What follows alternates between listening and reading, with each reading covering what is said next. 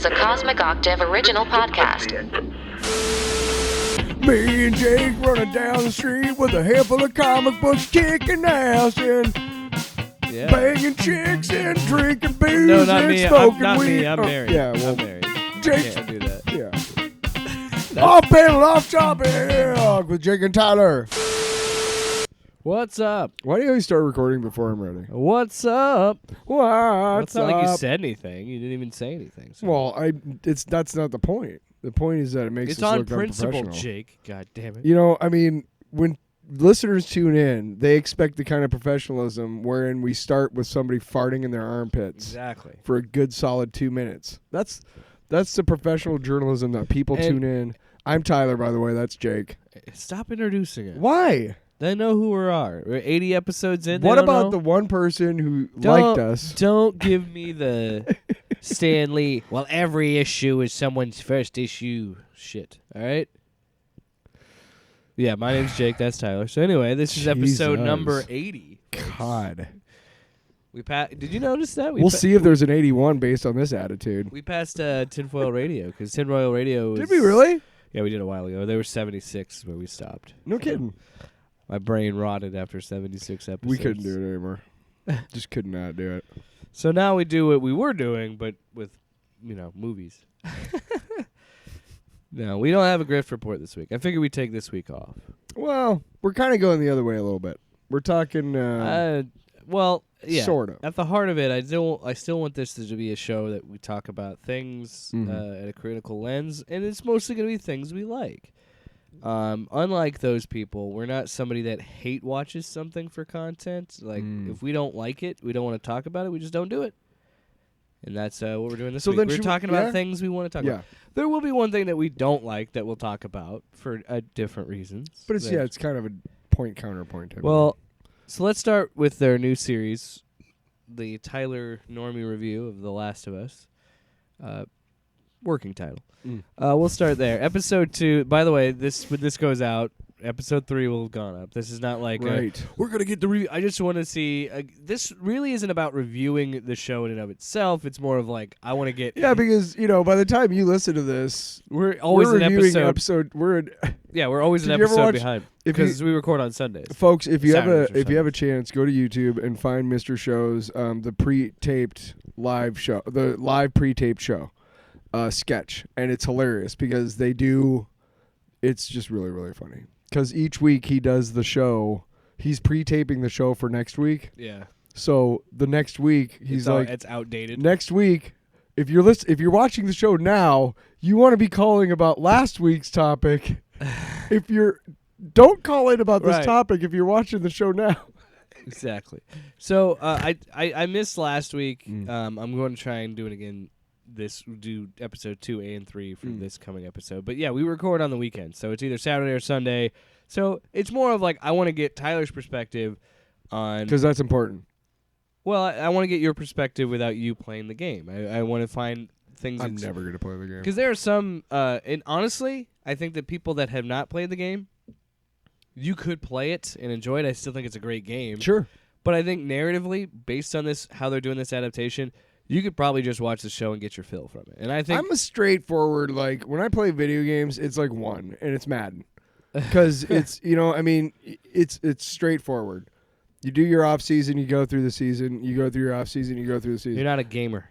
I am definitely not a gamer. No. I have no interest in fully explorable 3D world. I don't fucking care. Have at it. Yeah. I mean, more power to you, but I'm just not... It holds no interest to me whatsoever. It just doesn't. I don't like figuring things out. Yeah. Anyway, so like to be spoon-fed. let's talk about episode 2. And again, by the time this goes up, episode 3 will have already I gone really out. liked how they. I told you this off the air. I hope they continue to do this kind of. The first episode was a little different, but this one they had kind of a cold open, and it was the doctor in Jakarta. Yeah. And they're talking to her. You haven't seen this yet? What? You said you haven't seen episode 2 yet? No, I said by the time this no, I was making a joke again that episode 2, even though by the time this goes up, episode 3 is live. You have seen 2? Yes. Okay. So, like the whole scene... I haven't done a video on it. Where she basically tells them like there's nothing we can do, we should bomb them, was really, really, unsettling, of course. But I hope that they continue to do that through the series, or at least every so often that they have a cold open that explains. Yeah, I like that a lot. Because later on, they're walking through Boston, and it was a way to give you some exposition about why there's giant holes in the ground in Boston. Yeah. It's already been explained to us by that cold open, and then they go, well, that's where they were trying to, stop the spread. Where, again, and you know what it is. That dialogue, that kind of exposition dialogue isn't, that's in the games of, like, an explanation of, oh, this is, because, like, when she says this is where they're bombing and stuff, that's in there, too. But, yeah, with the added element of the cold open that they've done, and I'm sure they're probably going to do it. I don't know when they'll stop. But I do like that they use that. Yeah, like how many episodes are in it? Or is it one season? Well, they announced season 2, by the way. So that is happening, and that's going to be adapted in the second game. Stop trying to milk everything. Well, anyway. there's 2 games. Okay. So the season 2 is going to be the second game. Okay. Come on. Come on, asshole. I think there's. I want to say there's 10. It's also been a while since. There's 10 episodes. Okay. It's also been a while since I've had to wait a week for a show. Yeah, I know. Me too. When I finally got HBO Max back for Avenue 5, it was already done. Or I think there was maybe 1 or 2 episodes left. But by the time I got to them, the whole season 2 was done.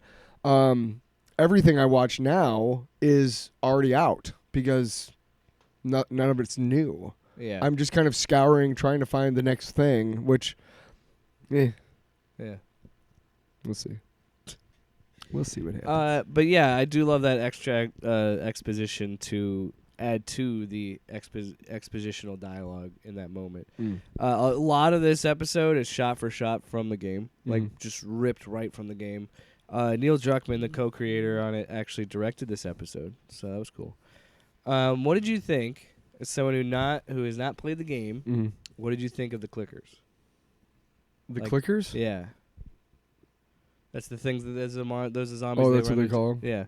I had seen them in the previews. I guess they never say clickers on the show yet.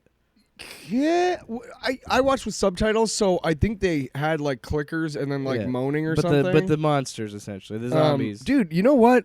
Subtitles are not just for people who can't really hear. Subtitles are also for gleaning really valuable pieces of information before. Before they're introduced. I'm serious, man. You've seen some shows where it's like you hear a voice and it's like Loki, and you're like, or whatever.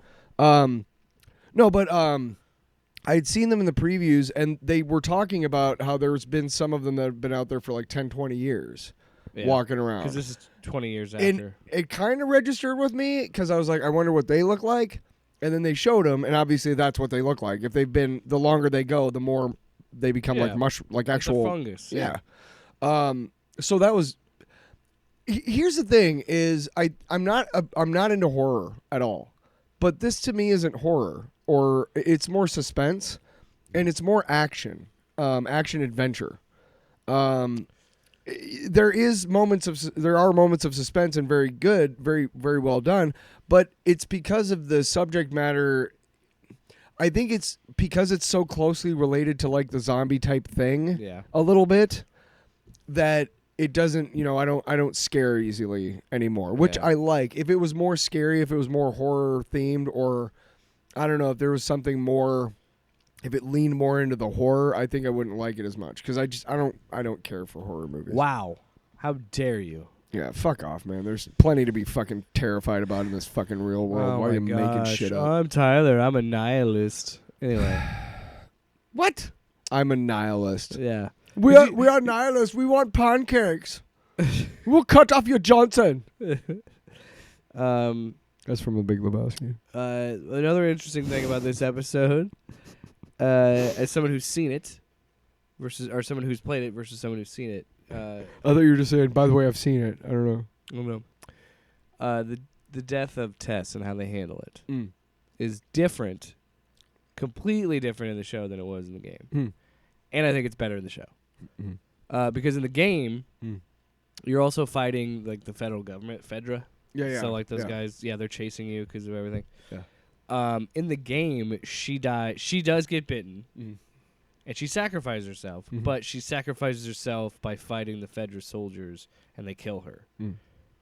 But obviously in the show it's different, and I think the show is much more effective. But what did you think? Not knowing, because I knew she was going to die in this episode. You didn't, so what did you think? Well, okay, a couple things. That actress has been in a ton of shit, and she's really good. What's her name?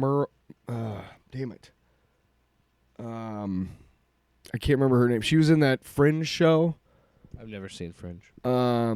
Actually, really interesting show. If you get a It's chance. J.J. Abrams. Are you sure you like it? He's an executive producer. Yeah, that meant that he showed up every once in a while for coffee and a paycheck. Oh yeah, that looks good. I'll be back. Yeah. I don't know why my version of JJ talks like that. Right? Hey, I'm J.J. Abrams. I don't know, I'm from Brooklyn. I just imagine him having like a weird Ben Shapiro Brooklyn accent. Like, hey man, that looks good. I'll talk to you later. I've been hard on J.J. Abrams. Yeah, at least I don't call him Jar Jar Abrams like the fucking Fandom Menace losers. Wow. Fuck them. I gotta at least say fuck them at least once in each episode. Okay, so it's out of the way. You talk about The Last of Us. So she's been in a ton of shit, and I noticed one thing that I noticed was that, you know, I am a big I pay attention to the opening credits. I pay attention to the things that are being shown while the show's playing, and they show those little credits at the bottom of the screen. And you can tell a lot of shit from watching that stuff. And one of the things that I could tell was that there was only 2 names in the cast. It was Pedro Pascal and the girl, not this actress. I knew that she was in it because I think I'd seen her in previews. But you know that the only people getting out are Ellie and Joel. A little bit. I didn't. You kind of have that in your head already. In my mind, Yeah. kind of. So it wasn't surprising. But yeah, like I said, like, you know, there's a lot you can, like, stuff that I feel like I watch TV a little differently from some people because I've been in TV, so I notice a lot more shit. Yeah. Well, and I've studied a lot of like filmmaking too, so I'm also someone that likes to look at that. And the opening titles, like, those are interesting to us because we like to see how they're done, the music and all that stuff, right? Right. And we like to see, like, you know, where do they put it? Do they, you know? Yeah, I've always been interested in Right. how films are made and all Right, that. and I think there's people who watch TV like that, like you and I do, and I think that's because I'm always thinking how they pull off that shot. We get How do a they do little this? more. We Yeah. get a little more out of TV than people who've never worked in TV Right. or film. And that's not being like, oh, we're better. No, That's I'm not just saying I'm a filmmaker or anything either. We have so. a different. We have a different perspective. Yeah. Anyway, but I get it. But so that's how I kind of knew that she wasn't going to stick around. I was hoping she would because she's incredible. She's a great actress. She's really beautiful, and just she plays like really badass, like don't give a shit characters, and she's great at it. You know, I'd like to do a bar crawl with her. Yeah. Again, and I think she's British. Again, I think the performances were great in this episode too. All of them are. Yeah. I love the how they delivered how Ellie is and how she is this funny, like, foul-mouthed teenager, you know. Well, and another thing that's different in the show that wasn't in the game was the fungus communicating, which I did not know. Right. See, that was really cool. That is real. Bella Ramsey is. Bella Ramsey, yeah. That is real, by the way. The fungus communicating with itself. Oh no, I know, but I mean that was crazy. Like, it was just like, that's such a smart idea that you wouldn't think of, and I think that is their way of also working around the spores dilemma, because the spores in the game are what works, and there we go. for a game, not on a TV show. Yeah, Anna Torv. She is whatever. She's Australian. She's whatever, man. I don't care. No, but she's a really great actress, and I mean it kind of stinks again that she's not going to be part of the show anymore. But I'll bet you anything that she shows up in a couple of flashbacks. No, I don't know. No, I don't think so. I think she's gone. You gotta let her go. By the way, the episode Delia's gone. The episode that you will have watched at this point. I said episode 3, the episode that the listener of this current episode will have already listened to. Who the fuck about them? Nick Offerman shows up next. I see that, and anybody who saw season 2 of Fargo, yeah, Nick Offerman played a drunk lawyer, an alcoholic lawyer, in that one, and it's really, really, really, really, really good. He's great in everything. It's nice to see him getting dramatic roles. I think he's just one of those guys that like he can pull off anything. You know, I think if you give him the right makeup and script, he can do it. You know, I mean, I don't think there's any sort of thing that he can't tap into. There's a lot of actors. He looks like a good doomsday prepper And actresses out there like that. Yeah, Margot Robbie is one of those actresses who, if you give her the right stuff, like she can do whatever. Mm. You know, she can be foul-mouthed Harley Quinn. She could be the girlfriend of Leo DiCaprio in Wolf of Wall Street. Overall, you give this episode what? How many clickers out of clickers? How many? 40 clickers out of 76. Fucking, what are we doing here? It's a good rating. What? All right, so let's talk about a show that gets 0. So the total is what? 100? I don't know what the total is. You just made The it total is 5. No, let's do 12. Yeah. 16. I give it a 6 out of 12. Let's do quadrants of 4. Let's add a variable. We got to be unique. On a scale of 1 to 24, where are we at? 6.8. That's low. I'm sorry, I meant 16.8. There you go. Let's talk about Velma now. An eighth of a clicker is not nearly as fun as an eighth of weed. A show that I will give 0 Velmas out of 0. So let's broach the subject here, because we have been we're very vocal about how, you know, if you want to say we're left, that's fine, but I think of it as more being You're a decent goddamn human. communist. That's what you are. I think of it as being more of a decent human being, but you know, we do get some flack for, you know, I get flack for being a Marvel shill, and you know, and wait till we talk about the Shazam trailer later, ladies and gentlemen. But we get a lot of flack for being too left, or we're, you know, what have they said about us? We're simps or whatever. Whatever. I don't even know whatever code words. Who cares? Anyway, but we get a lot of flack for it, and here's a show that these guys have been going nuts over since it was announced, like 2 years ago, I think. She's been on this for a while. And isn't it just so fitting that it finally comes to be? And the reason why so many people are watching it is because you made such a stink about the whole damn thing in the process. These guys made such a stink about this show that all these people were like, well, gotta watch it. And guess what? Turns out to be shit. I also think it's content creators watching it to make content out of it because it's so fucking bad. Like, this is the thing. You want to talk about uniting the country? We're all united that Velma fucking sucks. Okay, so let's we talked about how people hate watch stuff for content, and we're not doing that because here's the thing. You and I tried. Neither one of us got past the first scene in the first episode. I got maybe 5 minutes into the show, and I was like, It was as soon as the chick falls out of the locker. And if anybody wants to argue that's not enough time to give it a critique, that show showed me in 5 minutes the humor that I would be sitting through. Yep. And I'm like, I do not care. Let's talk about Shaggy being against drugs. And what in the fuck are and you doing, Mindy? Before I even watched that first episode, I had seen clips and I had seen, things. So look, everybody has a bias coming into things with a critical lens, right? Mm.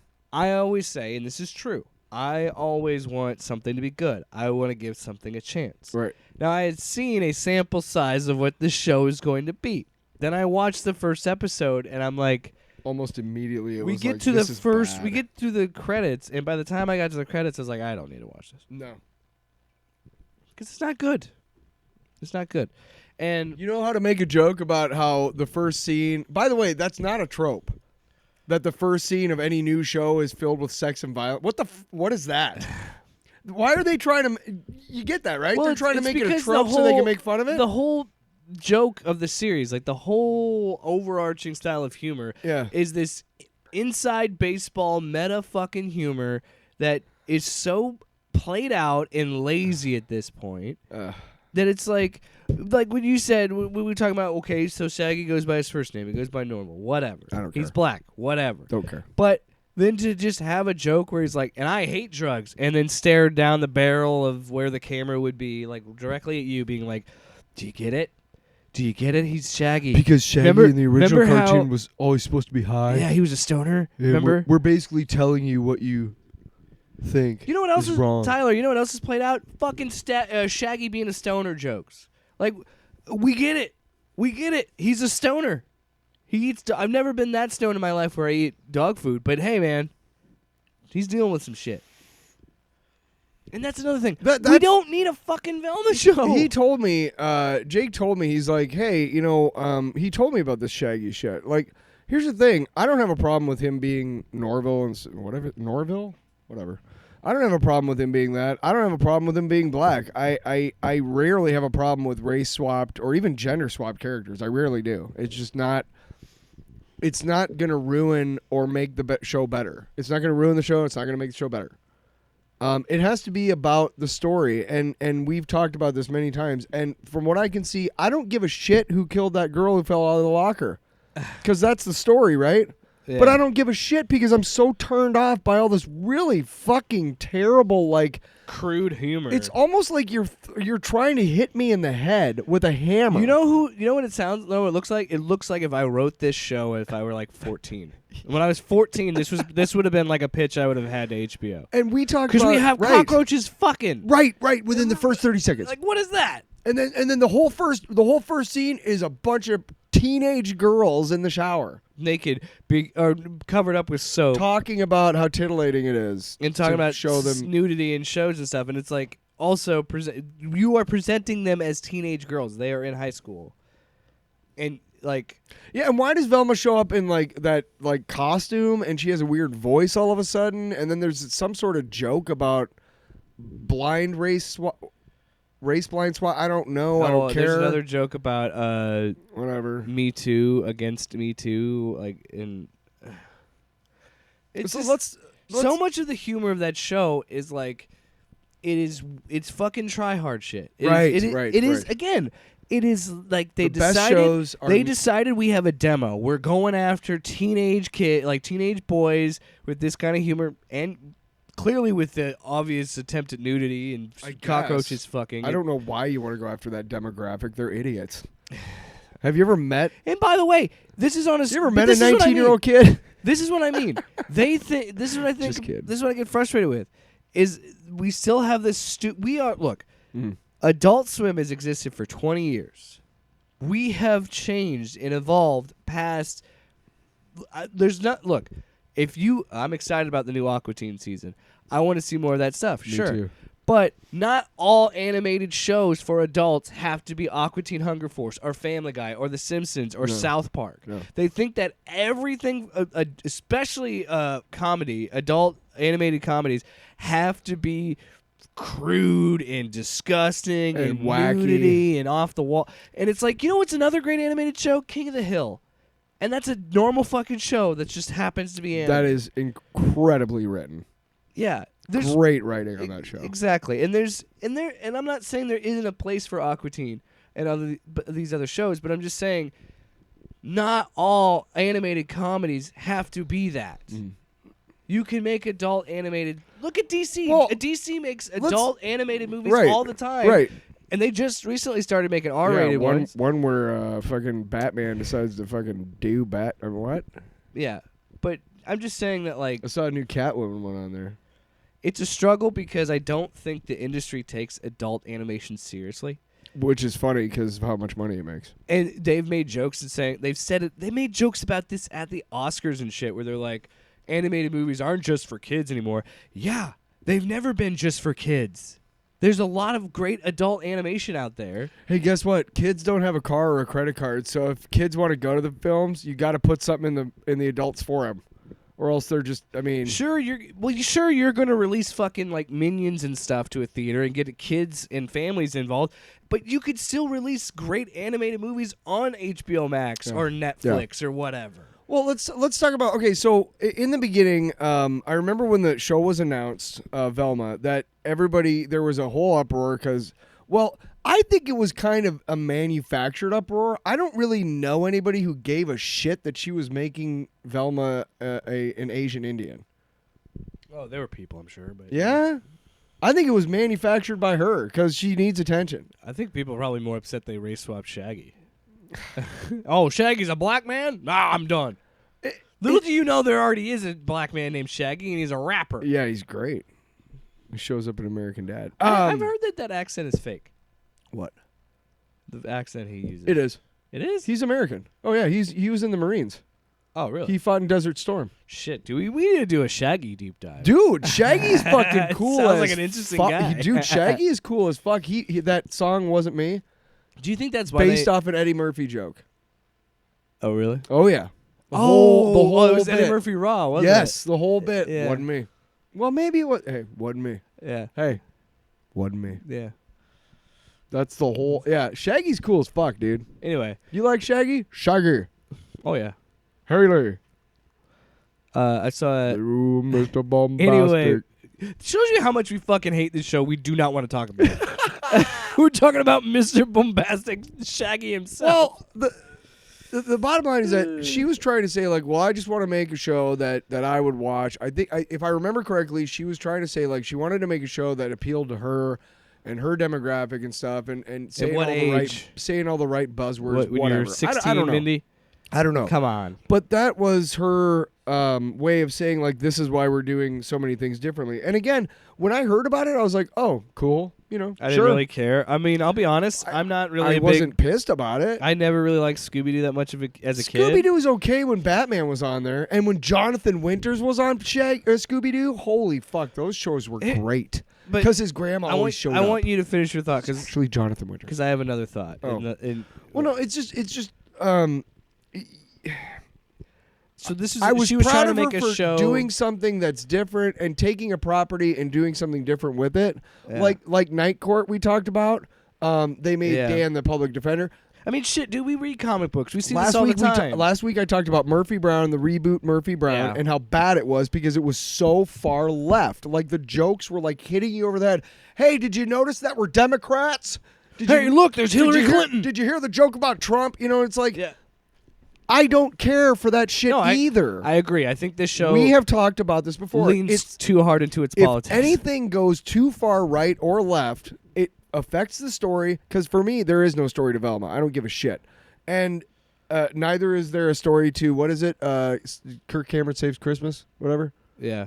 Those are two examples of far extremes on either side. And I think, I don't care about either one because they're bad. For me too, I think what's frustrating is I feel bad for people that actually do like Scooby-Doo, or people that actually would have been interested in an adult Scooby-Doo. Which could have been done really fucking well. But I don't really care for Jesus. Scooby-Doo. Like, I never really did as a kid. Yeah. But the tragedy for me is I really enjoyed Scoob, which is the reboot, like 3D animated movie that they released. I think, in 21. It was not the one where they did like 3 of them in the early aughts. No. I'm talking about the one that came out a few years ago that was animated. Yeah. It was all animated. Yeah, it was Will Forte was Shaggy. I didn't see that one. Mark was okay. Wahlberg was fucking God, what's the fucking superhero? Blue Falcon. Mark Wahlberg is Blue Dynamute's Falcon. in it? Yeah, Dynamute's in it, Nice. dude. That's what I mean. That's cool. It's like a full-on it's a love letter to Hanna-Barbera characters. See, Velma, it sounds like this is she's what I trying mean. to tear it down. This is what I mean. That's the fucking tragedy. That sequel got canned and got tossed away because of and Velma. This fucking thing is gonna probably get a season 2 because people are watching it. By the way, don't watch the goddamn Stop thing. it. Why are we talking about it? But that's what I mean. But yeah. That's the fucking tragedy. There is a great example of people that enjoyed the property, liked the property, made something for kids, but also had like fucking Dynamite and Blue Falcon. That's awesome, dude. Like that's so cool. So fucking cool. And I'm pretty sure Dynamite's there's the a scene best. where they fight Captain Caveman in an arena. What? Captain Caveman's fucking in it? I think he is. I can't remember. I haven't seen that movie in a while. Oh, Captain Caveman is my fucking hero, dude. Tyler, that's my point. I'm gonna buy a Captain Caveman shirt when I get home. Why would you take something like Scoob that was handled with care? Shut up! You keep singing in the background. If I don't cut you off, you're gonna give me a whole song. Captain K-Man. Nah. Thank you. You're welcome. You're gonna wake up my child. Oh, you think my voice carries that far? You got a loud mouth, bro. Loud mouth. That's Do you want Tyler. to pause that so I can go weep in the corner? Jesus. Fucking tear But that's me what I down. mean. It's So frustrating. you just want to tear me down like we're tearing Velma down? Clearly, Warner Brothers doesn't care because No. they have two completely wild, different And you're right. That's fine that she got her chance to do something and give a spin on her characters, but it doesn't, like you said, it doesn't seem like it comes from a place of care. It comes from a place of hate. Anger. Yes. Most of the almost. show Almost is tearing anger, it right? down. Yeah. Doesn't it feel like she watched Scooby-Doo, like she was forced to watch Scooby-Doo by a babysitter when she was a kid? Like I had an ex. It's written by like someone in college who's trying to tear down Here. fucking. It's a thesis paper. I had an ex, and I love grilled cheese and tomato soup. It's like the best like comfort food for a cold day, right? Classic old man. Right? Total. I had an ex who could not stand tomato soup, and you want to know why? Why? Because she had a babysitter one time when she was little who made her finish her tomato soup, and it made her puke. Right? Uh-huh. Okay. Weird. I know that. Okay. That's why she's an ex. No. I couldn't handle her not eating my tomato soup. The point is that she fucking despise, like, even the Yeah. smell, the sight of it makes her gag, like all that shit, right? Yeah. So to me, it seems like Mindy Kaling had a babysitter, and I'm not laughing at this because it's horrible if it actually happened, but that like strapped her down and forced her to watch episodes of Scooby-Doo fucking while she was on the Clockwork- phone with it's her like boyfriend. Clockwork Orange, like fry your eyes You know, like she was a terrible babysitter, and like Yeah. just talked to her boyfriend the whole time on the phone. And while she was doing that, like she just like taped her to the bed and like watched Scooby Doo. That's what it seems like. Velma, to me, like it looks Mindy like- Kaling hates fucking Scooby Doo. Fucking hates. It seems like a weird thesis paper that's trying to like take down the character of Scooby Doo, and it's like, what are we doing here? Oh, can I just ask a real quick question here, Jake? Can you go ahead and tell me? If, Sure. It's a yes or no question. Sure. Is Scooby Doo in this show? No. What the? Hey, it's supposed to be a prequel. I felt myself jumping up there, and I brought it down. It's a prequel to before they become the mystery team. I so don't. Not what you're saying, but what Mindy Kaling wants me to know. I so don't care. I don't care. This is how Mystery Inc. was formed. I don't think I ever heard of it referred to as Mystery Inc. They It's just drove sort of- around in the Mystery Machine. They might have referred to it as a Mystery Machine, but I don't remember them ever referring to themselves as Mystery Inc. So why are you giving me a prequel about how Mystery Inc. formed? That isn't a thing. God. And while you're doing it, you're making them all look like fucking assholes, apparently. All right, that's enough about Velma. 0 Velmas out of Velmas. I love our rating scale. Always changes. So now I want to talk about a little bit of news. 0 Scoobies out of Velmas. So Because he's not in the show. Kevin Feige was a guest on the Movie Business podcast, Mhm. hosted by Jason E. Squire. Oh, I know that guy. Which I think was his former professor at Oh. USC Oh, okay. School of Cinematic Arts. Anyway, he had an interview with Kevin, and Kevin was asked about if if he thinks that audiences are going to get sick of it. There's going to be superhero fatigue, and we've had this conversation since Ant-Man 1. Seems like for me, that's when I remember having me myself feeling like I was having fatigue. Really? And then I saw Ant-Man. I was like, that was actually a fun movie. I'm back in. It didn't get to me until like they started putting out like the 3 Disney Plus shows a year. I'll be honest. We've Still talked about watched it them all. about whether or not there's certain shows we would cover for the podcast, because I don't think I'd watch the Agatha show if there's like. Well, that's not coming out now. It's been pushed back. So Well, I feel like a lot of those shows are like, you get to this episode and then watch on. That's what you need. Like, I feel like because they still haven't figured out what they're doing. Like, I think you can effectively do 6 episodes of a series. You could. sure. But I think a lot of these shows need another episode or two. Like, and I said it ever since, especially with Moon Knight. Moon Knight would have benefited hugely from 2 other episodes. Absolutely. Show. Show us Jake Lockley before the last scene. Yeah. But anyway. Damn it. Keep going. Disney Plus shows. Yeah. Oh, so it seemed to me like, okay, like remember when Agatha All Along became like a huge hit on iTunes, Yeah. and then like a week later they announced an Agatha spinoff show? Yeah. That was so fucking old DC. I was like, Marvel, what the fuck are you doing? Yeah. Do not do that shit.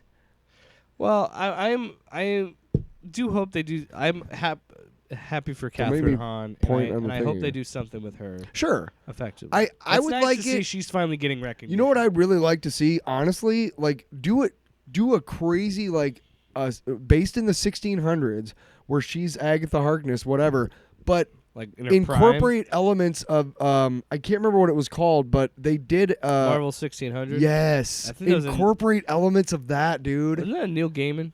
Yeah. Yeah. It was really good. Incorporate elements of that into it, That man. would be cool. Then I'll watch it. But we've talked before about how there's so much, and at some point you can't watch it all. Yeah. You really can't. You really can't. I've been able to do it because I'm board and I have no life, and nobody fucking loves me. That's what I mean on that. Like, if you're a single like, girl, give me a. If you have like households with families that have Disney Plus, yeah, those parents probably aren't watching everything. And then they make it seem like it's appointment viewing, but how many times the only time where you have to watch a show to be into the movie was Doctor Strange, because you had to watch WandaVision to interpret what's going on with that. That's the only one. Or at least be aware of the events. That's the that only happen. one in Phase 4. Everything else is its own thing, and it's doing its own thing. But anyway, Kevin Feige was on the Movie Business Podcast. When asked about superhero fatigue, he said, I'm not going to get the audio. I'm just going to read it. Fuck you. I've been at Marvel Studios for over 22 years, and most of us here at Marvel Studios have been around a decade or longer together. From probably my second year at Marvel, people were asking, well, how long is it going to last? Is this fad of comic book movies going to end? I didn't really understand the question, because to me it was akin to saying after Gone with the Wind, well, how many more movies can be made off of novels? Do you think the audience will sour on movies being adapted from books? You would never ask that, because there's an inherent understanding among most people that a book can be anything. A novel can have any type of story whatsoever. So it all depends on a story you're translating. Non-comic readers don't understand that it's the same thing in comics. I agree. Can I tell you something? Sure. I'm never gonna get tired of it. One final quote that I'm just not. Yeah. One final quote that sticks out. There's 80 years of the most interesting, emotional, groundbreaking stories that have been told in Marvel Comics. Yeah. And it is our great privilege to be able to take what we have and adapt them. Another way to do that is adapting them into different genres and what types of movies we want to make. Boom. That's why Kevin Feige has been successful, because he knows what he's talking about. And he knows that. That's a great point to say there's 80 years of fucking lore here that we can pick through. Almost all of it's really good. And there's so many great stories that you can adapt and change, add to. And there's a lot of people that bitch and moan that they're using too many modern storylines. And I'm like, okay, motherfucker, go back. Go back to the 70s and the 80s and try and find some good. And I'm not saying there aren't good stories there. There are. And they, you know what? They transcend all the other ones, because we talk about, like, how many times have people talked about this isn't Marvel, this is DC, but how many times have they talked about Watchmen? That came out in 1985. Dark Knight Returns came out in 1986, and people still talk about it to this day. There are those there, but most of it is shit. Just like now in comics, there's a lot of really good series out there, but there's also a lot of shit. That's just how it is. I wish there was a way that you could somehow. Do you remember when The Rise of Skywalker came? That first trailer came out, and like all of us were like blown away by the Emperor's like laugh. Yeah. And it was like, holy shit, how did we not know about that, right? There's got to be a way to, like, combat that. I know it's publicly traded companies, so it's public knowledge, but there's got to be some sort of workaround loophole so that they can make movies, like, exciting and surprising again. Yeah. 3 years ahead of time that Michael Keaton's reprising his role of the Batman in Flashpoint. Yeah. I'm not surprised. We've been waiting for this Flash movie for 9 years. I still want to see it, and I still want to see him and everything. That's awesome, but wouldn't that be great if if movie studios could figure out a way to kind of loophole it around so that you only have to do like half the cast to the public or something, Yeah. That would be so fucking great. One final thing. I know I said that last time, but there's one final thing that he said that really stuck out to me as well. We can make any type of movies that share two things: the Marvel Studios logo above the title and a seed of an idea from our publishing company. I am telling you, I think this is exactly how James Gunn is going to run DC, because that is Hope so. that is almost what James Gunn said, and that's again smart. Mm-hmm. Now there are going to be purists that want you to adapt it like fucking panel for panel. I'm not that guy. Mm-hmm. I liked Civil War and I like the comic story of Civil War, and I like the movie version of Civil War. I think they both serve their purposes. Can I tell you, like, the perfect scene to me of the comic book movies and why like the most comic book thing that I saw was in the first Avengers movie when there's actually the spin shot. No, there's a panel of Black Widow running away from Hulk in the comics. Oh yeah, when she's running towards the camera. Right. And there's a panel it's not super famous, but it's fairly iconic of that happening. And you look at that and then you look at the shot from the movie, it's almost like exactly the same but just moving. And dude, that's fucking cool as shit. In Civil War, when Iron Man blasts the shield, that is directly from the comic. Right. Like, you see those moments that make you go, "Oh yeah." But the rest of it is like newer, and it's a different. Look, dude, I'm just never gonna get tired of it. I'm with I'm you. just not. I thought that I was gonna get tired of it. Well, we're Marvel shills anyway. Yeah, but I don't. Where's that check, Kevin? And it's not just because we do this podcast where we would be talking about it. Kevin. Good or bad, I've been watching comic book. You and I both have been watching comic books ever since they come out, because we've been reading comics our whole life at different periods of our life. Yeah, I don't know anything other than comic books because I learned to read on those. Yeah. Since I've been reading, I knew about comic books, so I'm a nerd. Yeah. Nerd. But what Kevin. But what I love about what he's saying, and I think that they're really showing it with Kang and the multiverse stuff, is look, I get it. I've bitched about continuity before, but I've gotten over it, because my idea is I don't care about continuity, because neither do these publishers really care that much about continuity, because they'll just retcon anything they don't like. They'll have some writer add on or tack on to some bullshit. That's what happens in comic books. Because that's comics. Yeah. And we're approaching the multiverse stuff with Marvel and having all that, so now we're accepting that idea that we can make whatever movie we want. And guess what? Those two Fantastic Four movies, you hated them, but you're going to pop when you see them in one of these movies because they exist. Like, famously, when Chris Claremont killed off Phoenix, he said to Marvel, she can't come back. Jean Grey can't come back. I'm going to do this, but only if you promise me this. I want her to stay dead. Yes. Uncle Ben. I want her to be Uncle Ben. What happened about 4 years later when Louise Simonson came on and they were like, "Hey, we want to bring back Phoenix"? Do you think they said no? Yeah. We can't. We promised. And I think so. That's how things work. And I think there could be criticisms for that, but at the same time, I'm sure Claremont wasn't happy about it. But he really had no choice in the matter. You could stop reading after Claremont. You can. You don't need to keep reading it. No. Because you know what I've had to learn, and I've accepted, and it kind of shakes me to my core? Spider-Man is going to be around after I'm dead. Yeah. Batman's going to be around after I'm dead. Yeah. Like, this stuff is, these are... Unless the society crumbles, then they'll be around. Yeah, unless there's the apocalypse and we all die together. Let's be honest. Dude, I would crush the apocalypse. Thanks. What? I don't know. Why did I'm just saying I could survive. And you're like, wow, how could you?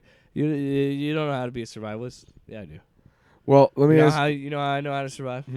I played enough Fallout. Let me ask you this question. What? Where's your first? Where are you going first after the apocalypse? That's none of your business. Okay. Unless we want to talk about this off air, we'll talk about it. No. But I don't want them to know where I'm going. General terms. Where are you going, like, to get supplies and shit first or whatever? If you say the gun store, you're dead. Oh, do you think you know how to live the apocalypse? You better already have guns when the apocalypse happens, because guess what the owners of the gun store are going to do? Sit inside their gun store and shoot at people trying to come and get guns until they die. Wow. Why not? It's the apocalypse. Who cares?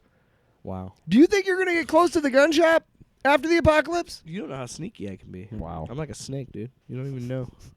They call me Jake the Snake Williams, not Robert. Did you make that up? Don't sue me. Did you make that up? Jake the Snake was a pro wrestler. You know that. Oh. I thought I was clever, and I named my Red Dead Redemption character Rattlesnake Jake. And then I remembered, oh shit, I love that movie Rango. That's where I got it from. I thought I was creative, and then I was like, wait a minute, that's in Rango, isn't it? Which it is. Yeah, you fucking A fake. great example of a kids animated movie that is extremely good, and I will sing the praise. Ashley laughs because I don't think anybody on this planet loves Rango more than I do. I love that movie. Wow. Have you not seen it? Johnny Depp, he plays a Yeah, I know. chameleon. I know it. I know about it. Rango. The It's really kids, good. the stepkids had it. Gore, the dude who did the Pirates of the Caribbean movies, a couple of them. Gore Sure. something. Sure. Gore Vidal? Sure. No. Gore Verbena. Gore Verbena. Okay. What were we talking about? Why is your first name Gore? Oh, we were Talking moving on about to the next superhero thing. fatigue. No, I think that I thought we already decided that it's not going to happen. people to us. people keep talking about the way of the Western, and they keep talking about that, of how dominating the spaghetti Western was in that era, and now there's like hardly no other Westerns being made. Right. Was there one traditional thing. studio that was doing all the westerns at once and keeping track of all the westerns? No, there wasn't. Shut the fuck up. Not you, but everybody who points to the westerns. And It's not the same thing, folks. I'm just It's tired. not. I'm honestly tired of the conversation because, again, if nobody is forcing you to watch these movies, nobody is forcing you to be involved in this stuff. I choose to do it because I like it, and I've liked. It's well done shit. It's been stuff that I've enjoyed since I was a kid. Like I enjoy this shit, Hey. and Daredevil, Green Lantern, really shitty movies. one of the best Spider-Man movies in the last come out in No Way Home. I can't talk. That movie. You're having a stroke. That over there? movie has 20 years of storytelling and nostalgia baked into it because not only do you have the villains, but you have the other Peter Parkers that we've learned to love. I'm going to go the other way. Daredevil and Green Lantern were both objectively bad movies. They're bad movies. To some. Objectively. You can't say objectively. Yes, I can. No, you can't. What are their tomatoes? Don't make me talk about Rotten Tomatoes. Well, I'm just saying that, like, just accept that objectively they're bad because some people like them, but most people don't. Thank you. I understand Shush. what you're saying. What I'm saying is, and overwhelmingly, I people believe, thought it was bad. I believe you agree with me that I still liked them. Yeah. Because it was fucking Daredevil on screen and it was Green Lantern on screen. And I watched it as a kid. So right. I You were more of a kid. I was like 10 when that came. The Daredevil. So what's came your out. excuse, Tyler? No. I'll be honest. I really enjoyed Green Lantern, but I was in high school and I was really high when I saw that movie. So, Fantastic Four, the first two, they weren't terrible. I mean, of course, the Cloud Galactus was fucking awful. Ugh. But honestly, do you really want to see what they could have made Galactus with the technology of that time? I don't. no. That would have been like a green screened dude in space with I a remember purple you helmet. and I tried to rewatch Fantastic Four when it was on Disney Plus. And I was like, this is Yeah. really bad. Like I do, like when I was younger, I was like, even then, I think when it came out at that age, I was probably like 10 or 11, and I was like, this is kind of cheesy. But I always had much more of an attachment to Batman and Spider-Man because I have those animated cartoons. Mm-hmm. And I was never super into Fantastic Four. I'm still not that into the Fantastic Four, when you get down to it, is one of Marvel's weaker properties. It really is. Now, they were the first super team and really the first... I think they came out before Spider-Man. Yeah. Or I don't know. But I agree with him, too. Like, I love the Marvel Universe. I love the DC Universe. I love those stories. I love those characters. I love superheroes. Like... It's cool to be a part of a modern myth. It's cool to live in a contemporary myth. Yeah, and to know these stories and what... This is all it is. This is the same shit as the Odyssey and all that other stuff with all these gods and mythical creatures. Do you know how awesome I think I am? Because I've read like all the Dune books. Like I know all that. You know all this modern mythology. Right. Like I'm sure there are plenty of people who've read all the books. We still need to do the series where you try and explain Dune to me. What's the one you're going to explain to me? You're going to do... Because we're going to do it back and forth. Well, yeah, I was going to try and explain a video game plot to you. Right, yes. But, yeah, we still need to do that. But, yeah, and I think that is another reason that it works. Because these stories are... When you start to really look at this stuff, this is like the stories of old. These superheroes are God. You know, people have made this comparison before. I'm not the first one to say this. But You're not? No, crazy. Nietzsche. But that's what I mean. It's the idea that you could participate in this modern telling of Zeus or this modern telling of Thor and all this other stuff. So you watched, obviously, Endgame in theaters just like I did. Yes. Now, here's something that, for all of you who like say superhero movies are stupid or whatever, they're rote or they're over whatever. Same shit, fatigue. Right. There's some criticisms there. There's some fair criticism, Yeah, sure, sure. for sure. Nothing's perfect. Yeah. But let me just tell you, if you were sitting in a theater during Endgame with all of those people, and this is the first time you're all watching this, and you kind of know it's coming, but then the fucking hammer comes and fucking Steve Rogers grabs it. Oh my God. If you were in a theater on that first time watching it with all, and the theater's packed because everybody's there, and it's before COVID. But dude, I don't know about you, but I felt everybody's reaction along with mine. Well, I'll never forget it because the whole room was like, whoa! I'll never forget it because I looked over at my friend. Because when the hammer starts to move, I was like, oh. Well, because if you watch it again, there's like a one fake out moment, where something happens and you're like, oh, well, no, you thought it was, but then it actually does happen. Yeah. So, but you could feel that like the theater exploded. Right? And I'm like, I listen to that and I see that and I'm like, I don't see how you could be tired of that. Now, I could see how you're tired of the Disney Plus shows, and I can understand it could be overwhelming. But man, I am gonna lose my fucking mind in Quantumania. I'm so excited that I have a shit-eating grin still thinking about that moment, and it was like 4 years ago. Tyler, I cried like 7 times watching that fucking movie. Because you know what? Because when he says "on your left," I don't cry for the fact that they're coming back. I cry because I'm sitting there and I'm like, oh my God, because I know Steve, 10-year-old me. Sitting in my living room, smashing my fucking action figures together, is seeing it on a big screen, and it fucking rules. And Steve, and we care about Steve, and Steve's friend is back, and that's like that's a perfect way for his friend to say, "I'm back." Yeah, because you saved Winter us. Soldier, and like you did it. And it's and if you watched all the movies, you know what the reference is, right? Yeah. So. I don't. We get that there's gonna be fatigue from some, but honestly, I think that there's far too many of us fucking nerds like we are who just geeked out for like 10 seconds of a movie. I can't wait for Quantumania. Oh God, that's gonna be what we'll figure that out off air. I'm never gonna see it in theaters. Okay. All right. Hey, is Wakanda Forever on Disney Plus yet? It's I think it comes to Disney Plus like right before Ant-Man comes out. I think it's like February 7th. So like next Tuesday. Okay. I want to see that again.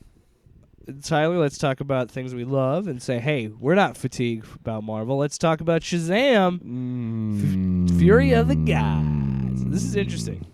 Because you and I are going to have way different perspectives. I don't fucking care. Why? Why are you so negative? What is going to happen in this movie that's going to change my life? Oh, my God. What? You just said you'll never get tired of superhero movies, and you still find value in the shitty ones. I'm a Marvel shill. No, here's the thing. It's funny because it's the opposite. Because I am overly defensive of DC because I know. of you. I am gonna go and watch this movie in the theaters. Probably. Are you gonna watch it with me, you son of a bitch? Probably with you, because I'm assuming, right? So it'll be a lot like Black Adam. I do want to see it because I liked the first one. Sure. But the first one, if the first one doesn't exist, my life is not one iota different. Oh my God. At all. Oh, but your life was different after you saw the Eternals? Nope. I can't win with you. No. Also, people are shit.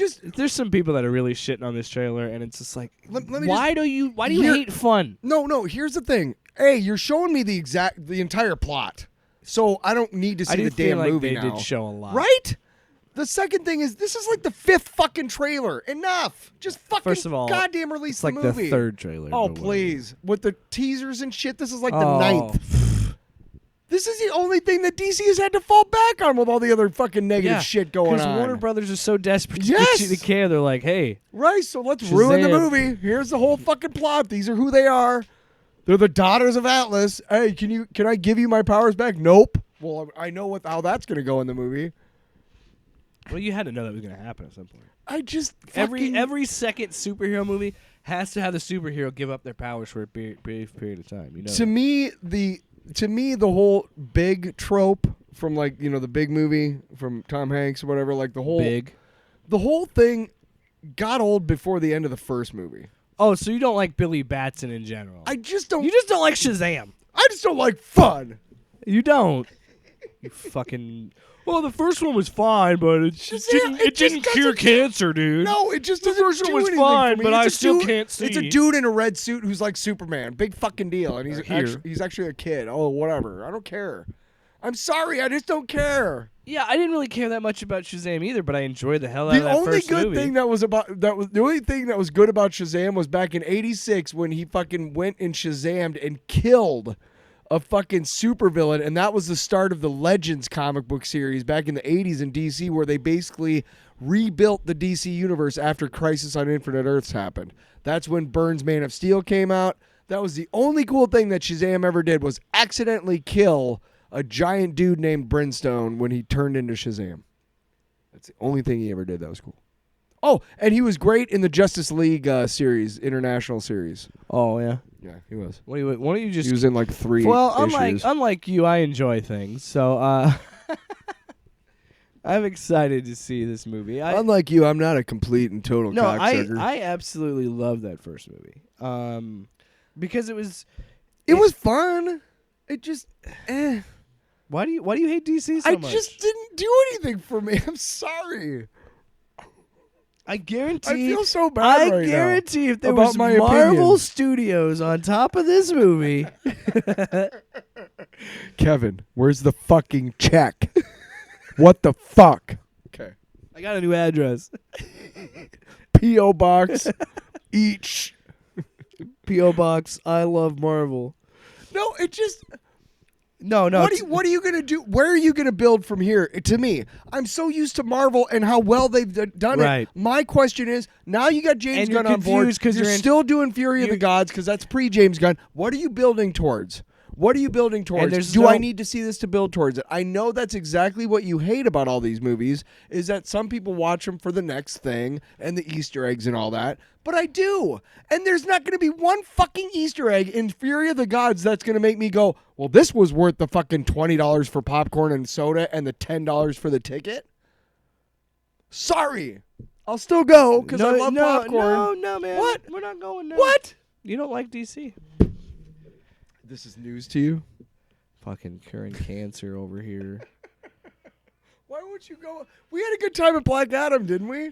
I don't know. Did we? Did we, Tyler? I thought I did. I guess, I don't know. Did you not? I guess. No, I did. But I enjoyed the movie because I enjoy things. Oh, yeah.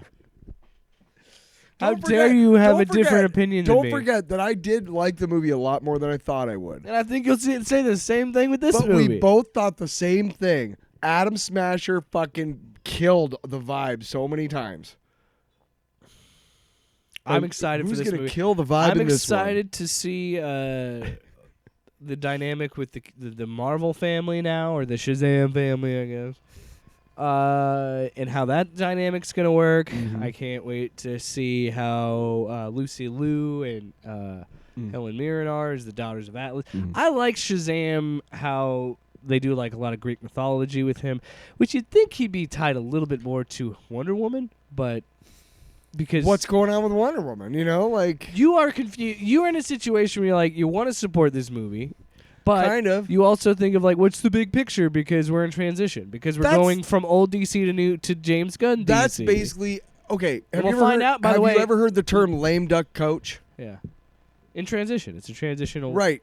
You don't want to care about this person or this thing because you know it doesn't mean anything ultimately. They're on their way out the door. And to me, everything that's been done with we the don't DC know, universe, But we don't know that. I understand. We don't know that for I sure. understand that. You're right. But It because seems of like how that. many fucking times DC has done this, I just don't care anymore. I'm ready for the next thing already. And Fury of the Gods is a relic that they're like, well, we fucking made it. We already put all this money and time and effort into it, so we better put it out. even though James Gunn is not. It's not going to be a part of anything with the James Gunn doing. It's too bad neither of our names could rhyme with God's. Because I was going to say, if your name was Todd, it would have been perfect. Because the review would have been Shazam: Fury of the Todd. But you're not. I just think that. Why are you so mad at me? Because I actually like DC. I know. You. I do too. No, you don't. Who was just sitting here talking about how great Green Lantern was because it was Green Lantern? Who just schooled you on Shazam killing a dude named Brimstone in the Legends miniseries in the 80s? Did you read that comic book, Jake? No, you weren't alive yet. Oh, here we go. I wasn't born yet. Oh, here we go. Tyler politicking again. Just serial debate all over again. No, I have a long and storied history with DC, and honestly, the reason why I'm more into Marvel than DC more than anything, it just happens to be that when I was growing up, there weren't comic shops. You got your comics at the newsstand with everything else, and it depended on the newsstand. And maybe the newsstand that we went to all the time had more Marvel than DC because it sold better at the time. X-Men sold like fucking hotcakes. If you own a newsstand, you better have X-Men on the stands because it's gonna sell. Yeah. So DC was not great of a seller in the 80s. Marvel was. So that's a lot of the reason why I'm so much more into Marvel. We read more Marvel. And the few DCs we read, have you ever read any pre-crisis DC story? I think the difference for me is I watch more DC cartoons. Maybe. I love Brave and the Bold. Brave and the Bold is one of my favorite cartoons because they have so many fucking deep cuts of characters and shit on that show. It's awesome. And the Diedrich, what's his last name? Yeah, Diedrich Bader, the guy. He's Batman. Forget about it. Yeah. He's Batman. You think I'd go home to Stella with these pants on? You know he's Batman and Harley Quinn as well. I did not know that. But he's Batman and Brave and the Bold. I knew that. Batman does not eat nachos. Like shit like that. He's got a great voice. Shit, you could get your ass kicked, say something like that. In case of the Monday. I do believe that a guy like me, $1 million, should make that happen. What? 2 chicks at the same time. I love how serious he is. 2 chicks at the same time. Hell no, man. You can get your ass kicked saying something like that. Hey, Peter, man, watch your cornhole, bud. Watch cornhole, bud. Yeah, dude, check out the chick on Channel 9. Yeah, I get that feeling too. I don't know. Sometimes I just look at her and. Ugh. We need to get that for the soundboard. Yeah, we do. Shit, man, you get your ass kicked saying something like that. But that one or watch your cornhole, bud. Yeah, but I think when it comes down to it, we have difference of opinion on DC, and again, I know that my opinion about DC movies is not like ideal, and I know that it comes from a place of less than giving a shit. Look at your sample size. Right. And do you at least understand, like, from what I can tell and from what my instinct is that Gunn is going to fucking tear everything down and start over. Yeah. So what are we doing with this? Well, now we What are we doing? I'll go see Flashpoint when it comes out because they're going to put that out, right? Yeah, let's segue into that because by the time this goes live, we'll probably have an announcement of what at least the first couple years the plan is. Sure. We saw another video from Jason Momoa getting real excited, and the caption was WBDC, and he was really excited. So maybe we're going to lead more into he's going to be recast as Lobo, and they're going to do everything over again. Whatever. James Gunn has also said that he has no problem hiring actors that worked on Marvel movies with him. He likes to work with people that he's worked with. Of course. He's worked with, what's his name? I think I would hate it. The guy who plays Yondu. Michael Rooker like 17 times. Yeah. Because he's awesome. I'm pretty sure Michael Rooker is in every movie he's made. Because he's awesome. Except for... Did you ever see him in Mallrats? We get to see his bare ass in Mallrats. When a towel falls down. Yeah. Chocolate-covered pretzels. You get to see his butt. I hate this. Somebody said this is a joke on Twitter. I could see it, but I really hope it doesn't. Chris Pratt is Hal Jordan. And I was just like, it could work. Why not? But I don't want that. I want like a up and coming actor. You know I want I mean? Chris Pratt as Booster Gold. That I've seen jokes about that. I could buy that. I would be into that. But Adam Scott as Blue Beetle and Chris Pratt as Booster Gold. But they're doing Blue Beetle with Jaime. Yeah.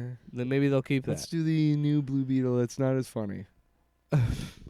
Let's be honest. Wow, dude, you don't want The new Blue Beetle- You're the anti-woke. We just figured it Wow. out. You don't want Jaime in a Wow. movie. No, actually, the new Blue Beetle is way cooler than I love the his suit. original Yeah. Blue Beetle. It's a way cooler take. I have no problem with the new character. I'm such a big fan of the Ted Cord Such a Ted version. Cord shill.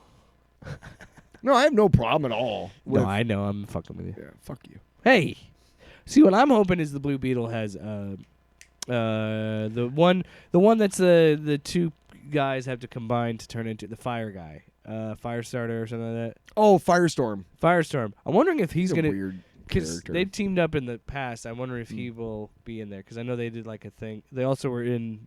They were like a team in Injustice. Did I ever let you borrow the Justice League International? No. Okay, you need to read it, and you will be as much of a fan of the Ted Cord Blue Beetle as I am, because he's ridiculous and he's an awesome part of the. He's great.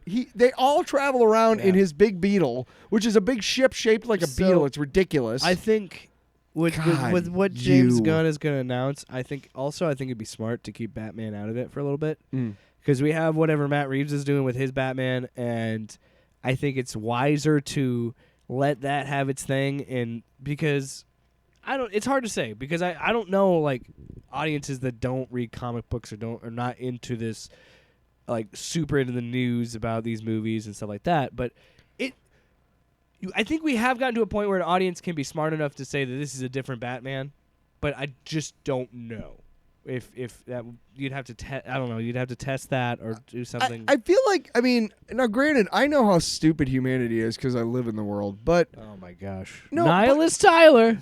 We are nihilists. That's going to be a drop. cut now. off your Johnson. Could just be that when you're being a nihilist. I will have Dinah pancakes. No, when I Dinah think Pannekuchen. when I think you're being negative or cynical. You forget when they're sitting in the pancake house and they're all ordering food. And then they show that the one girl has no toe.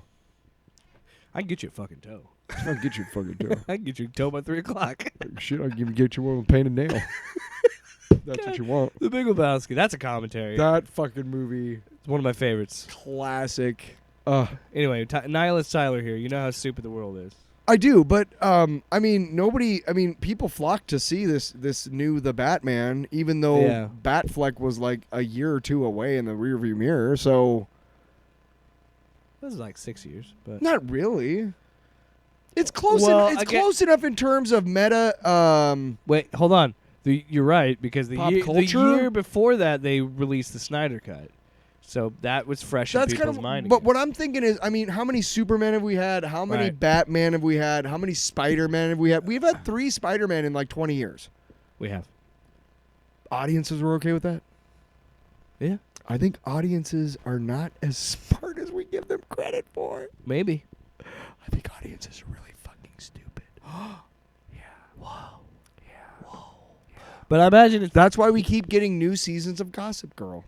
wow, shots fired. You know, like majority of our audience is women, right? Huh? I don't know if that's changed, but I could have. Okay, hang on a second. What did you just say? You know the majority of our audience is women? Yeah. Oh, so are you implying that women and only women, if they're women, that they automatically watch Gossip Girl? And No. if I say something bad about it, then No. because somebody's being sexist. Oh, okay. All right, we'll pull up the numbers here, Bucko. No, I don't It doubt could have you. changed, but I at don't- one I point don't doubt it was you. majority women in our I don't audience. doubt you. I just wanted to throw it back in your face. Yeah. Yeah. But imagine I love you, man. imagine we're getting a Superman for sure, and I'm sure it's going to do a little They're bit of the looking Marvel for model and unknown go to kind Justice of. League. Yeah, they're looking for an unknown, which is good. That's what they fucking should have done in the first And place. then, okay, again, too, the people that are mad about what happened with Henry Cavill, I don't like it either. I think he got shafted. I do. I think DC. I think what after I'm not Snyder, blaming DC though. I'm blaming Warner Dwayne Brothers. Johnson. Well, I'm blaming The Rock. No, it's a combination of things because they Okay, fair. After the Justice League stuff happened, the theatrical cut, and then all the stuff afterwards, there was always a speculation of he's fired or he's gone. They're Right. moving in another direction. Well, and he was doing The Witcher too. And then he comes out and says, "I still have my cape. Like nobody's talked to me from Warner Brothers." And it's back and forth, back and forth. They tell him to announce his return for the fucking Black Adam movie, and then that doesn't work out. They're gonna go bring in James Gunn, and then it's like, oh well, James Gunn wants to do a younger Superman, and now this it all sucks. It all sucks. But to be pissy and be like, we don't need another young Superman. We've already had a young Superman. The last time we had a young Superman was in the fucking 70s with the first one. Mm-hmm. Because if you go back and you watch Man of Steel, he's not Clark Kent hardly at all. He's Superman, fights Zod, does all that shit. Then he fights Batman, dies, comes back to save the Justice League. So that's a lie. That's a fucking lie. And stop believing that shit. It's the same stupid argument that the fourth Thor movie was the fourth time Thor finds himself. No, it's not, because you were not paying attention to the movies. Because the first movie, he's an arrogant prick and he has to learn humility. And the second movie, who fucking knows with that movie? The third, he loses his mom. He loses his mom. The second movie was fucking terrible. Who fucking knows? Go on. Third movie. He loses his mom in the second movie. The third movie, he finds out he has a long-lost sister. And his dad dies. He has to blow up his homeland. Where is that as him fighting himself? Where is he fighting himself between that and fucking fighting Hulk? You dumbasses. It's the same people that say that shit. And Superman Returns even is just a continuation of Christopher Reeve's Superman. Yes. So we haven't had a young Superman at all. So shut up. You know what sucks about Superman Returns? Oh, wait, you gonna count fucking Smallville? Are we gonna count Smallville? I don't even know. How many TV shows? Drop my mic. Fuck! You like it when I go on those rage films? Yeah, because it's nice to see it from the other side, because I've never seen myself do it, because I can't. I'm doing it. Second movie, who fucking knows? You know what sucks about Superman Returns? I think you and I talked about this before, like Kevin Spacey, right? Yeah. Like, okay, now for various reasons, I can't watch American Beauty. One of them is Kevin Spacey. The other one is that yikesy plot about yes, that. Yeah. yes, which involves Kevin Spacey. But I can watch The Usual Suspects. Because he's the bad guy? Right, right? And he's not, he's not really sinister in that one or whatever, Can I be guess. honest? I've heard it's a great movie. I've never watched What? it. The Usual Suspects? But here's why. Well, because you know I know the twist. So there's it's no. still worth it, though. I Still know worth who it. Kaiser Sose is. Still worth it. Trust me. Still worth I it. remember the shot of where he drops the mug. I only know about that shot because of Scary Movie, because they drop a mug at the That's end of fine. that, and it's a Should goldfish. still watch it. Although Bryan Singer's a fucking creep Yeah, too. so maybe that's why Kevin maybe Spacey just got the leave work. it out. Hey, stop it. He was found not guilty, okay? Superman Returns is not that great of a Still don't movie, like him. but do you know Gene Hackman was okay as Lex Luthor, but he was more Gene Hackman. Yes. The best And then on whatever the screen- fuck they were doing with Jesse Oh, Eisenberg. Yeah, Christ. I don't blame him for that. No. That's Zack Snyder's the direction. the best on-screen interpretation of Lex Luthor, without a doubt, hands fucking down, is Kevin Spacey in Superman Returns, which sucks because Kevin Spacey is a fucking creep, and I've I never can't actually watch seen that. Superman Returns. You should go on YouTube and just watch all the scenes with him as Lex, because he's fucking. Yeah.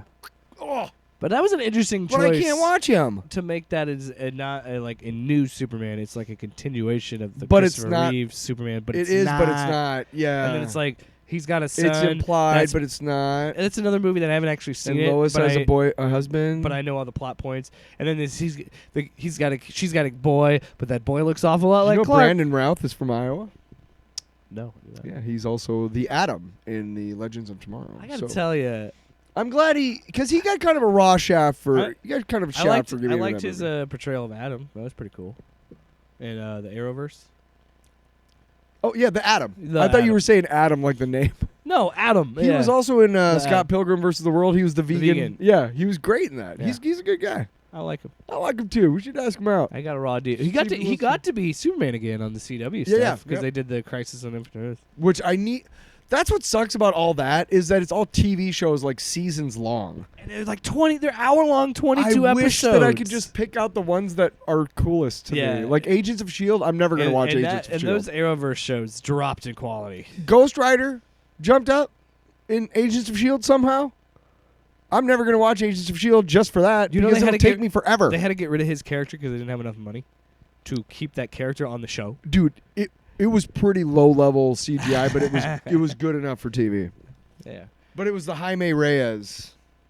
Yeah, the latest one, the latest Ghostbusters. with the car and the which is cool. Suit. I like his suit, his like jumpsuit that Yeah, he's got a cool design. But I'm mad because my Ghost Rider is Johnny Blaze, not Danny Ketch that everybody remembers and the one that's probably the most popular with the spikes. No, Johnny Blaze. That's the only Ghost Rider for me.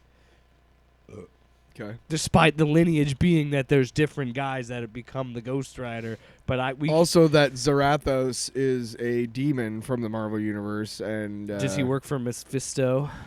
They've worked together from time to time. All right, let's wrap this up. Let's get out of here. No, we got some things. Oh, for fuck's sake! No, there's a couple things I want to talk about. I wanted to do an extended. Hold on, extended. Why is it not working? Fucking air. Did you hit the buttons again, Tyler? Why did you do that into the mic? Stop it. Excuse me. Whoa. So Tyler is I said extended because there's a couple things I wanted to talk about. Mm-hmm. But the first one I want to talk about was Jonah Hill's new movie called You People, which is kind of a basic plot, but it works really well in this modern time. Because is it on Netflix? Yes. What do you want from me? I don't control who distributes this. Why are you telling me stuff? Okay. No, but you told me off air. It sounds cool. Yeah, it's the concept of a Jewish man trying to marry a black woman in modern times, but her dad is a Muslim. He changed his name to like Akbar. His name was Woody. He changed it to like Akbar, and he shows like the first time they eat food together as a family. Each family, his parents and her parents. He's wearing a kif. Okay. It was given to him by Louis Farrakhan. Is it Louis? Louis Farrakhan. Louis Farrakhan. And he talks about how she's like, first of all, when he says it, Jonah Hill's trying to be like the boyfriend in that situation. Oh, love Farrakhan. And then his mom looks at him like, what the fuck? And she's like, are you familiar with his teachings? And she goes, yeah, I remember. And it's Julia Louis-Dreyfus is his mom. And she goes, yeah, I remember what he said about the Jews. And then they go on this whole diatribe of like, Eddie Murphy's character says like, yeah, black people don't do well with boats or whatever because they're talking about going on a boat thing and fishing and whatnot. And then his mom goes, yeah, like Jewish people with trains. And then it starts this whole back and forth, this awkward back and forth of like, are you trying to compare the Holocaust to slavery? And then David Duchovny, who's Jonah Hill's dad, is like, well, if you think about it, Jews were like the OG slaves. And then it's like, so it just keeps going. And like, there's a couple of scenes of just awkward conversation in this movie. And like the first time you see Jonah Hill talk to her parents, it's just funny because he's so awkward about it and like mixed babies, you know, they look great and it's just funny. And he leaves the table at one point and Eddie Murphy goes like, this is the punishment we get for you having a white grandpa. And like it's just funny and it plays with the difference, like the differences that exist in people, and like when we point them out, it only makes things worse. Because like there's a whole thing of obviously Eddie Murphy doesn't want his daughter to date a white guy, and then there's that issue of Julia Louis-Dreyfus's character is trying so much to, what's the word? Is trying so hard to make her feel welcome that she does it overboard and she's like, the breaking point, I won't spoil the movie, but there's a breaking point, and she's like, I'm not a toy, is what she's saying. It's like, you don't, and it goes to the idea of you already watched it? Yeah. That idea of like seeing someone from a different race not as who they are, but that's a black person, instead of saying like, this is my friend, or this is whoever, you know what I mean? Right. And, yeah. And I think the movie kind of smartly touches on that stuff that you think, we'd love to think it's past us, but we still have those. And I think ultimately what the movie's trying to say is you should embrace the differences and embrace that we have different cultures. Well, and when you think about, any time you're talking to somebody, like, and I'm referring to, white people, but anytime you're, talking to somebody or having a conversation, a lot of white people have this really skewed idea that if you're talking to a black person, that they speak for all black people. Yes. And we know this. We know these white people, Yeah. and they're. It's not necessarily malicious. It's not really naive either. It's just kind of just ignorance. It is. It's ignorance of. But it's the same for everything. Like when I'm talking to a girl, I'm not expecting her to speak for all women. Right. When I'm talking to a guy who's Asian, I'm not expecting him to. And by the way, if I'm speaking to a Japanese man, I'm not going to expect him to speak for all Japanese people or Asian people, Yeah. Like, that's kind of a thing, too. Like, Asian covers so much, that you really want to break it down more and, like, hey, this person's Laotian or Cambodian, Sure. or Filipino from India. or... Yeah. Right, what have you. So, but it's the same type of thing. Anytime that you think, like, I don't speak for all white people, I know that because most white people are fucking stupid. But I know that, and I don't think anybody expects me to speak for all white people. Yeah. But No, yeah, it's an interesting. I think that's a very common trope that shows up in a lot of people's heads without them really thinking about it. It's an interesting thing too, because there is a conversation in the movie about white people and black people won't always be cool. Like, as much as there's a lot of white people that want to have the really good race relations, I think people have trouble understanding that the issues are still not resolved. No. And the issues are still, those scars are still recent. We aren't that old of a country, so slavery wasn't that long ago. No. Where you could have generations of that have picked cotton or whatever. You know what I mean? Right. No, I mean, we're not that far removed from slavery and the Civil War, honestly. The last widow of the Civil War army guy just died recently. We like to act like it's this long time ago. I was like, it was only a couple hundred years ago. Well, we act like it was a long time ago because our attention spans are shit. Yes. But here's I think what you need to do is just, as a human being, right now I am white, straight Christian in America in 2023. There's a lot. You also forgot liberal cuck in there. There's a lot about what I am that some people kind of frown upon because of various reasons, but I don't really, I don't identify myself so much with that. I'm Tyler, and I treat people as they come to me. I treat them as we communicate, I feel people out. I don't just assume if I'm, if somebody, if I'm walking towards a black person, I don't just assume that the interaction is going to go a certain way. Yeah. Or if I'm walking towards a woman, that the interaction, you know what I mean? I don't assume that. I assume that this human being wants to be treated just as with much as respect as I do, and that's how I'm going to start that interaction until I know differently, or I learn differently, or I'm told differently. Or, like if that person's a piece of it's shit, like if they're I don't fucking dicks or whatever. I get out of my. Okay. There's a lot of times I get out of the way, like go out of my way to avoid people, not because I don't want to have interactions with people. I don't know what they're doing. I'm just gonna. I'm minding my business. They're minding theirs. I don't want to. But no, it's nice to see a movie. So there was one time, I gotta tell you the story. I was walking down Colfax, or no, it was 14th, and I was walking down 14th, and I had to cross the street because the place that I was on one side of the street for most of the time, and I had to cross the street at one other point to get to where I needed to go.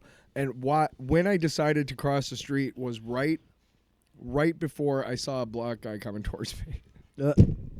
And I'm like, God damn it. Good like, job, I need to racist. cross the street, but Yeah. I know that he's going to be like, oh, fuck that guy. I would be, Yeah. But it was just like, oh, fuck. It's nice to see a comedy broach these topics. Yeah, well, that's how we talk about these subjects. Yeah. Yeah, and have fun with it. Yeah, And and it is true. We still have issues, and I think sadly those people don't understand as much as we want to be like, well, we got rid of slavery and we got rid of we gave them civil rights in the 60s and all these things. It's like, sure, but that's the fucking bare minimum that they should have had in the first place. And then secondly, it's like there's still systematic racism all over. Oh yeah, especially in places of well, power. That's what all of this shit is that's going on in the halls of government in our country right now. Is the last gasp of these fucking white assholes who are like, oh shit, we're an endangered species. Like, yeah, because you're pieces of shit. We're trying to get rid of people like you. You're scum. This is what happens when you have different people of different cultures. But and that's different why they're nations trying so hard to like put these like I mean Iowa is a shithole now. Thanks, Republicans. Yes. Okay, and then the other thing that I saw that I just finished, Amazon show Hunters just wrapped You told up. me about that. Yeah, it's only 2 seasons. Apparently, I think there was gonna be 3 seasons, but COVID kind of fucked everything up, so they kind of just smashed what they wanted to do for season 2 with season 3. And I think it kind of works, but at the same time, it kind of feels out of place. Because I think season 2, what they originally were going to do, because the whole premise of the show is Logan Lerman's grandma gets killed in the beginning of the show, and nobody thinks that it was like nobody believes him, but he's like, somebody killed her. I don't know who it was, but somebody killed her. Like, she would never be that way. Then he finds out that his mom or his grandma is a part of this group of Nazi hunting Jewish people in the 70s in America. Oh yeah, who is in that? Al Pacino is like the head guy. Yeah, somebody else though. Colin Hanks. The dude Josh Radnor's in it. The dude who was in How I Met Your Mother, he was the main guy. Logan Lerman's in it. He's the main character. There's a bunch of whatever. But yeah, I'll check it out. The second season does a lot of flashbacks and has a whole other like flashback subplot that ties into the main plot, but it's like, okay, so clearly season 2 they were going to expand, because you don't really get the backstory of the hunters in the first season. You're just going through Logan Lerman's point of view and just seeing it through his eyes. Jonah is his character name. You're seeing it through his eyes. Whereas I think what they were trying to do with the flashback stuff underneath this season was go back and explain who the hunters are, why they're doing what they're doing. Because each character kind of has their little moments of flashbacks in the show. Yeah. And then you see more of season 3 of what the actual plot is. And while I think what they handled better in this season than the first season, I think the first season has moments that like there's really serious tension and it's like really intense. But then there's also this like weird like stylized action to it that works, and it's great. It's violent, it's gory, whatever. But it just feels like they try and do a little bit of Tarantino stuff, and it just doesn't work for me. Whereas this second season, I really enjoyed it. I think they kind of put that by the wayside and went with more of a more serious. It still has an edge and still has humor to it, but it's not as funny as the first season. I kind of like that a little bit more. And I won't, in case you do watch it, because it is on Prime. I don't want to spoil anything for you, but it goes some places in season 1, and then in season 2, you're like, oh, this is okay. This is interesting. But my wife and I joke about it. It's hard to watch because a lot of it is like Nazi interrogation for Jewish to see if someone's Jewish, and that shit always is. I hate it because there's so much tension to it. And yeah, there's like one scene. I won't give you the full explanation of it because it would give you. Well, don't spoil. No, but it looks like it's snowing. But it's not snow. It's ash.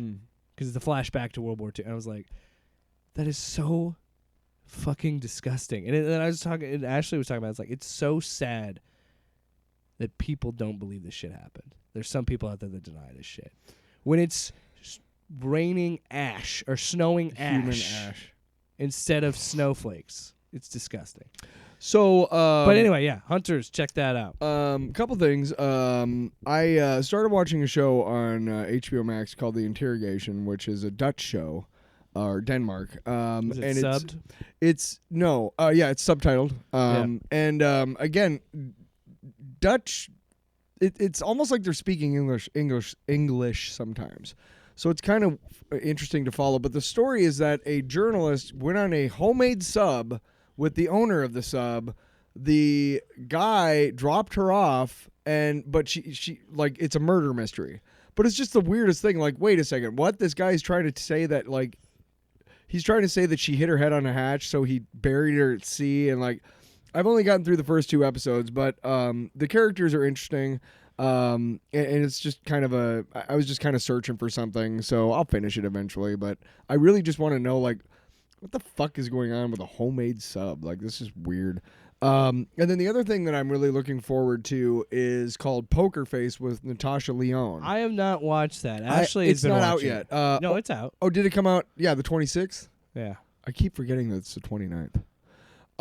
That's right. I got to watch that because I've been seeing promos on it with Peacock. I got Peacock so I could watch Night Court the next day on Wednesday. Ryan Johnson is like, I don't know. Right. It's a Ryan Johnson joint. It's fucking Natasha Lyonne. There's fucking shitloads of people in it. So I'm like, okay. I don't know what it's about, but I like her and I like Ryan Johnson stuff. So I love I'm the willing fact to bet it's going to be good. That Ryan Johnson is in a part of his career where he made bigger budget sci-fi movies like Looper, and he got to work on Star Wars and all that stuff. But his roots are in murder mysteries because one of his first movies, if not his first movie, was Brick. With Joseph Gordon-Levitt. Weird movie. And that's a mystery movie. It's a murder mystery set in like a high school Right, backdrop. which is fucking weird. It's a good movie. But it's good. It's really good. You could have fucked that up pretty bad. But now he's back to his roots. I'm surprised you've seen Brick. I didn't know you saw Brick. Yeah, that was one of the first Netflix movies I got from... Yeah. Yeah. I think that's his first movie, and that's when I first heard of him. That was the one that really put him on the map. I went back and watched that after I watched Looper. Okay. Because that's also a division, because I like Looper, but there's some people that don't. I think you're someone who doesn't. I like it so much, I got it on Blu-ray. I don't think it was like the fucking incredible movie that some people think it was. I loved Looper. Loved it. Okay. But anyway, it's nice to see him go back to his roots because he had also, those. Joseph Gordon-Levitt with the fucking the contact lenses to make him look like it's just weird. With the weird prosthetics. Yes, come on. No. It's you got Knives Out and then Glass Onion and this. So like and this is different than Knives Out because this is the Columbo where we see the this is what I haven't seen it. Ashley could probably tell you. Oh, so you're talking about what I'm talking about? You're telling me about... Well, do you know what that is? Do you know that's what it is? I don't know. I'm sure. I'm assuming it's some sort of detective like Columbo show. where you see the crime, you see the killer first, and then you see her patch it together like Columbo. Fine. I just want to see it because I like Ryan Johnson, I like her, and I like all the actors that are in it too. It looks good. I haven't seen it yet, but I'm excited. So why would you talk about it if you haven't seen it? You son of a bitch. Fuck off. You gonna lie to me? Are we done? Are we done? Are we done now? Where do you gotta go? There's a goddamn NFC Championship game. Why do you care? You're a Vikings fan. Ouch. You just fucking put that Well, if it out makes there? you feel better, You my just said team's put that back. out The Buccaneers are gonna suck again soon. So they already sucked this year. All right, what else you got to talk about then? I got nothing else. Then shut up and let's go. Wow. What are we gonna do next week? Quantumania is out in 2 weeks. Yeah. When is Fury of the Gods coming out? March. Like I fucking care. Directly a month after Quantumania is coming out. I gotta wait a fucking month to see that piece of shit. Dude, March is jam-packed. There's a lot of movies coming out in March. What's coming out? We did go back and listen to the most anticipated 2023 movies and TV shows, you fuck. Boom! Segue. Yeah.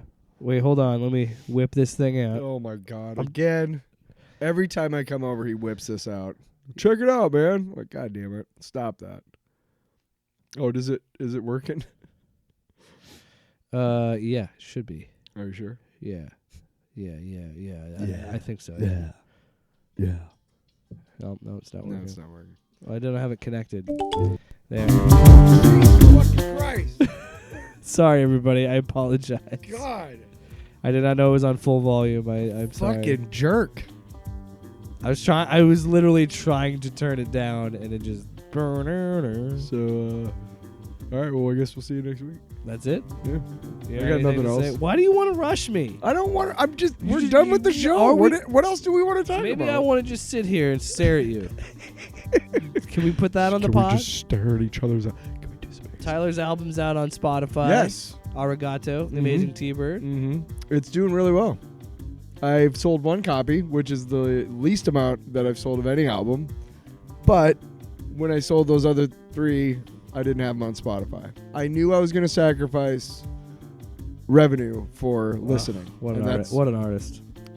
I'd rather people all listen. I'd rather everybody in the world listens to it than sell 1 million copies. This song is not on it, but it should be. I didn't really write it. I mean, I put them together. I put the loops together in just such a way. But I didn't write it. Didn't compose it. Yeah. Didn't actually play the instruments. Shit. Off Panel, Off Topic with Jake and Tyler.